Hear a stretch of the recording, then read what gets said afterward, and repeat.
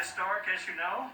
We're only in the parish office, but St. John's Church is a landmark in many ways, so it's very difficult to see this building go up in flames. So hopefully they can get here and put out the fire. That's what we see right now. Shannon, back to you. Yeah, and Kevin, so people know that is an historic church that's just across Lafayette Park from the White House.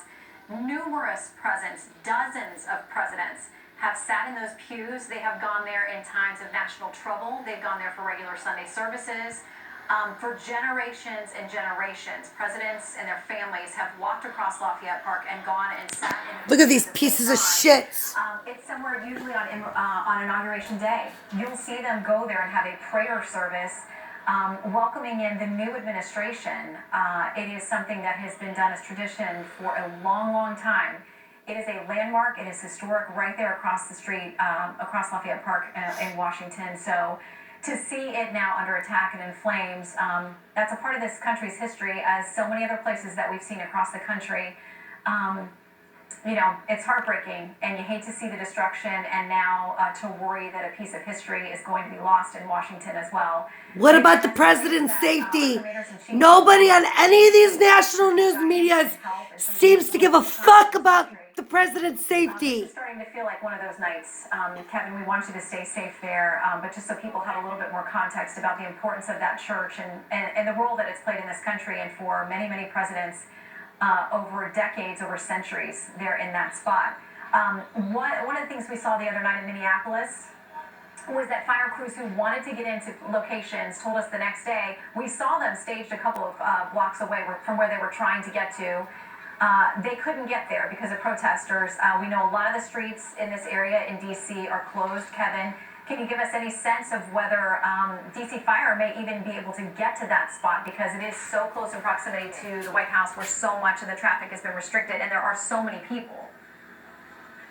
That's the real challenge, isn't it? I mean, even if you were to come, obviously there's, I'm familiar with the station over on U Street, and they could come right down 16th, but you'd run into a wall of people, literally a sea of humanity right around. Look at these pieces of shit.